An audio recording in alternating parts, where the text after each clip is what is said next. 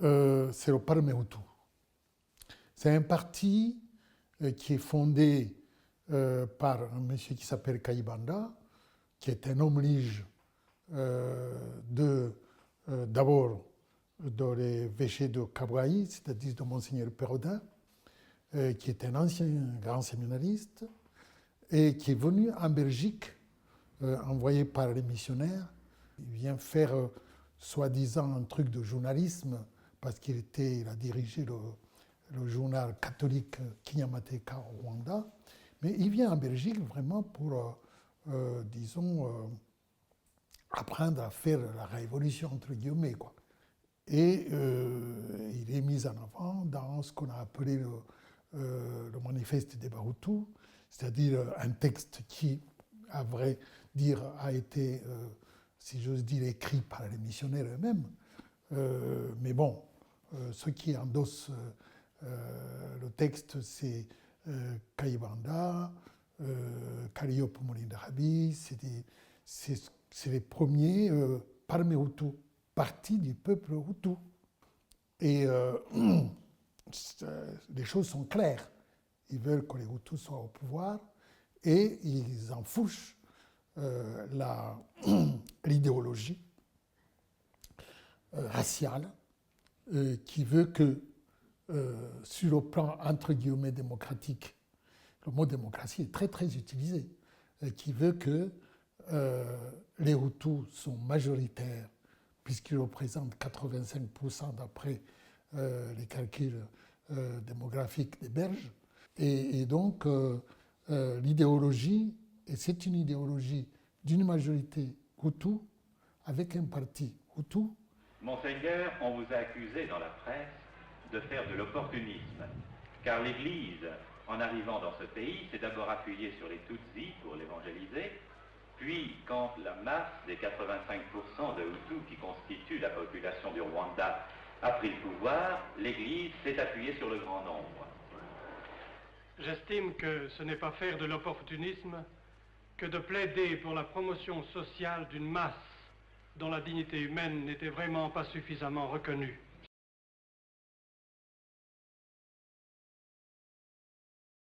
Et ils prennent le pouvoir grâce à l'appui du résident militaire colonel Logiste. Et ça, c'est très important à souligner, puisque c'est les premiers pogroms anti-Tutsi. Ils prennent le pouvoir en tuant, en chassant, en brûlant les maisons des Tutsis, en leur disant qu'il faut qu'ils retournent chez eux, il faut qu'ils aillent à l'extérieur, ils sont des envahisseurs. Et donc, on reprend toute la fantasmagorie de Hamid, et on utilise l'ONU parce que c'est même des envoyés de l'ONU, puisque le pays est sous tutelle belge, qui viennent superviser les élections. Donc, on monte les élections qui chassent le roi, les élections qui font l'élection des bourgmestres, donc des maires, si vous voulez, en plus tard législatives. Donc, le 28 janvier 1961, on fait le coup d'État de Gitarama, c'est-à-dire le colonel Logiste réunit tous les bourgmestres qui ont été élus et on crée une sorte de gouvernement intérimaire où Kayibanda est Premier ministre. Le 1er juillet 1962, la Belgique donne l'indépendance au Rwanda. On a donc là une république Hutu, une république basée sur la race Hutu, race qui n'existe pas, mais et donc qui a comme idéologie, bien sûr, l'exclusion d'une partie de la population rwandaise, les Tutsis.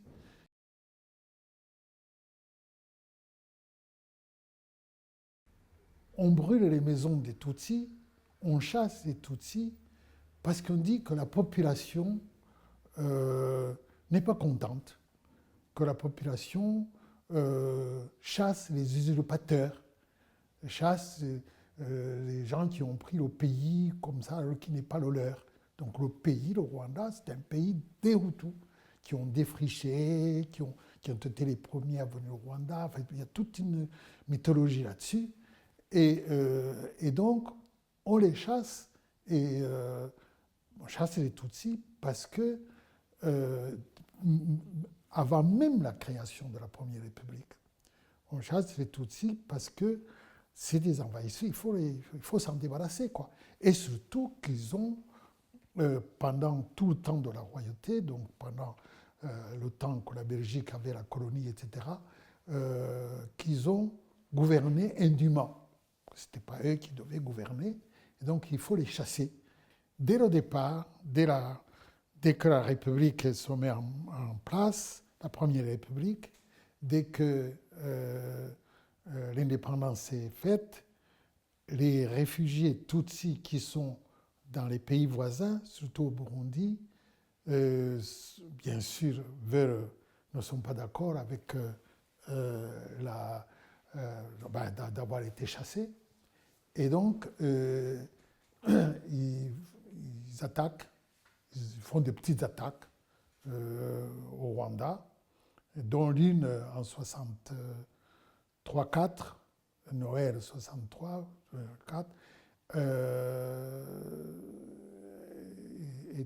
arrive tout près de la capitale. Et la réaction immédiate a été que des Tutsis un peu partout dans le pays ont été tués.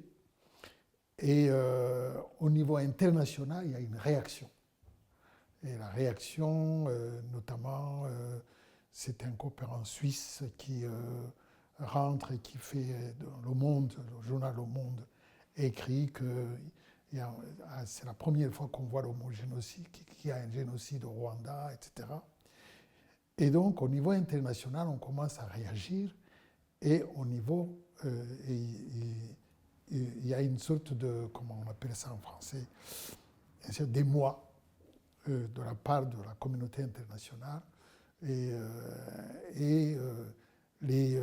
ceux qui soutiennent la République, la Première République, l'évêque Pérodin, et tout le monde se met à défendre l'indéfendable. C'est que... Enfin, dans l'autre mission de la préfecture de Gikongolo, la mission de Chianika, on a constaté après enquête également que c'était surtout la Ligue de la population qui avait pris part à ces massacres. C'est un peu ce qui s'est passé en Occident à la libération après la guerre de 40, où au sein d'une réaction tout à fait justifiable contre l'agresseur, se sont produits aussi des excès lamentables, notamment des exécutions sommaires. On défend le fait que des Tutsis sont tués, que les pogroms sont là, en disant non, il y a des bandits, là, il y a des c'est même pas un mouvement politique ou quoi que ce soit. Non, c'est des gens. Bon, alors la population, comme toujours, bien sûr, l'histoire de la population est fâchée. Et donc, comme elle est fâchée, elle tue les Tutsis de l'intérieur. Et donc, tout ça est justifiable. Kayibanda dit que la race Mututsi sera décimée, que si on continue comme ça, ce sera la fin de la race Mututsi. Donc clairement, il annonce, si j'ose dire, le génocide des Tutsis. Et donc la réaction internationale a été au niveau journalistique, des médias, une sorte on a des articles sur on raccourcit les gens, on coupe les jambes, on a une réaction internationale au niveau média qui est une réaction, disons, appropriée, qui dit les choses telles qu'elles se passent. Mais dans le même temps, les pouvoirs occidentaux, l'Église, tout le monde se met à défendre l'indéfendable.